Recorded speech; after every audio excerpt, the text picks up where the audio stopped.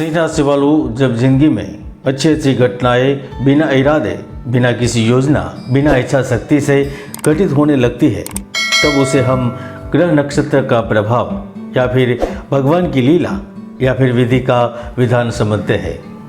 सिंह राशि वालों, जो कुछ इस पृथ्वी पर हो रहा है और जो कुछ इस पृथ्वी पर होने वाला है, वह सब ग्रह नक्षत्र और सितारों के ही अधीन है। सिंह राशि वालों, आप भाग्य को चाहे माने या न माने, लेकिन यह जीवन के घटनाक्रम को निर्धारित करता है और हर व्यक्ति इन घटनाक्रम से प्रभावित रहता है। मित्रों, विज्ञान ने इतनी तरक्की कर ली, फिर भी क्यों मनुष्य कुछ सालों तक ही जीवित रह सकता है। जमीन के अंदर और ऊपर जाने की क्षमता होने के बावजूद भी प्रकृति के कोप से बचने में नाकामयाब रहता है। आज भी सूर्य की एक किरण वनस्पति, पेड़ पौधों को जीवन देती है।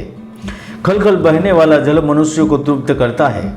आज भी चंद्रमा को देखकर समुद्र हिलोरे लेता है। मित्रों, प्रभु की लीला अपरंपार है। मित्रों, 2025 में सिंह राशि ऐसी राशि है जिनके जीवन में बड़ा उलटफेर होने वाला है। क्या सालों के बाद आया महाकुंभ सिंह राशि की सभी प्रकार की परेशानियों का अंत करेगा? क्या नवग्रहों में मायावी ग्रह राहु के परिवर्तन से आपका भी परिवर्तन होगा? क्या हमेशा की ही तरह केतु नई दिशा दिखाएगा? क्या बदलते बृहस्पति आपकी जिंदगी को भी बदलेंगे? इसी विषय पर आज हम विस्तार से चर्चा करेंगे और आपको जानकारी दूंगा। तो चलिए जानते हैं 2025 में सिंह राशि की सभी परेशानियों का अंत कैसे होगा, इनकी जानकारी। मित्रों, वैसे समय समय पर मैं भविष्यवाणी करता रहता हूं जो आज तक 100% सही साबित हुई है। अगर आप चाहें तो हमारी वेबसाइट पर जाकर देख सकते हैं। तो चलिए शुरू करते हैं। सिंह राशि को कैसे मिलेगी परेशानियों से मुक्ति। वैदिक भविष्यवाणी के अनुसार आने वाला समय आमदनी प्राप्त करने का और इच्छा पूर्ति का जबरदस्त अवसर लेकर आ रहा है, क्योंकि आप धीरे धीरे आपके जीवन से आर्थिक चुनौतियों को खत्म करके धन प्राप्ति की तरफ बढ़ेंगे, क्योंकि आप एक से ज़्यादा धन लाभ के मौके आपको मिलने वाले हैं। इसके अलावा आपको धार्मिक क्षेत्र में, व्यापार में भी कई तरह के ऐसे अवसर प्राप्त होंगे जो धन लाभ तो दिलाएंगे, लेकिन इसके साथ साथ आपकी आर्थिक स्थिति को एकदम से बदल देंगे। आपकी सारी परेशानियों का अंत होने के मुख्य 3 कारण होंगे। पहला कारण होगा गुरु का परिवर्तन, दूसरा कारण होगा राहु का परिवर्तन और तीसरा कारण होगा शनि का परिवर्तन। चलिए सबसे पहले जानते हैं गुरु के परिवर्तन से किन किन परेशानियों से मुक्ति मिलेगी। 14 मई 2025 को गुरु वृषभ राशि से निकलकर मिथुन राशि में प्रवेश करेंगे और आपकी कुंडली में एकादश भाव में प्रवेश करेंगे। तो ऐसे में आपको शिक्षा, संतान, बड़े भाई, धार्मिक कार्य, धन आदि से लाभ प्राप्त होगा। एकादश भाव में गुरु की उपस्थिति होने से आपका अकेलापन खत्म होगा, क्योंकि वह किसी न किसी साथी के साथ मिलवाते हैं। अच्छा जीवन साथी मिलता है, अच्छा प्रेमी मिलता है। जो भागीदारी के लिए कोई व्यक्ति विशेष की तलाश में रहता है, उसको भागीदार मिलता है।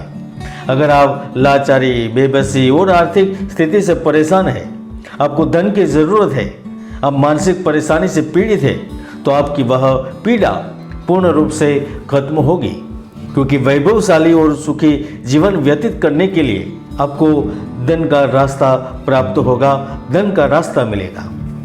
आपके लिए सोने पर सुहागा तब होगा जब गुरु की पूर्ण दृष्टि आपके तृतीय, आपके पंचम और आपके सप्तम भाव पर रहेगी। ऐसे में आपकी बुद्धि कुशाग्र होगी। आप कुछ ऐसे महत्वपूर्ण निर्णय को ले सकते हैं जो आपको प्रगति के अवसर देंगे।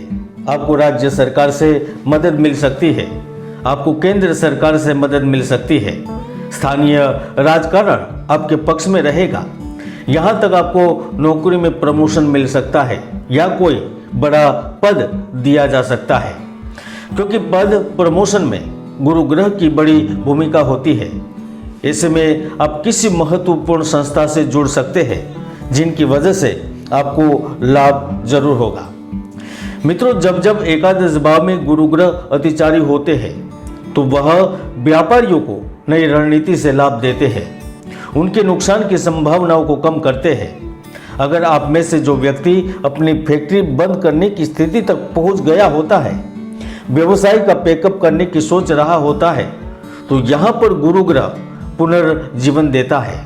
अगर आप लोन चाहते हैं तो लोन मिलती है, आप हल निकालने की कोशिश करते हैं तो हल निकलता है। यानी कि कुल मिलाकर गुरु ग्रह आपको विवाह, प्रेम और पद संबंधित, धन लाभ संबंधित परेशानियों से मुक्ति अवश्य देंगे और इसमें कोई संदेह नहीं है। 18 मई 2025 की शाम को जब राहु ग्रह मीन राशि से कुंभ राशि में प्रवेश करेंगे, वैसे में वह आपके जीवन में 3 प्रकार के मुख्य महत्वपूर्ण बदलाव करेंगे।